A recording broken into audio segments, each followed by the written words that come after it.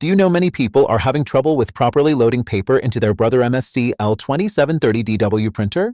Don't worry. In this video, we'll show you how you do this. Let's start. Step 1. Remove tray. Pull the paper tray completely out of the printer to access the area for loading paper. Step 2. Adjust guides. Adjust the green paper guides by pressing and sliding them to fit the paper size you are using. Step 3. Load paper. Fan a stack of paper to prevent jams, then load it into the tray with the print side facing down. Step 4. Check stack. Ensure the paper stack does not exceed the maximum mark to avoid overfilling the tray. Step 5. Return tray. Gently push the tray back into the printer and lift the support flap to secure the paper.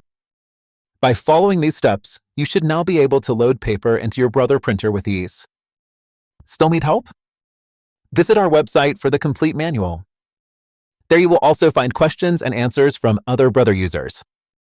Did you find this video helpful? By subscribing, you help us continue to answer users' questions. So, subscribe to our channel. Thanks for watching and see you in the next video.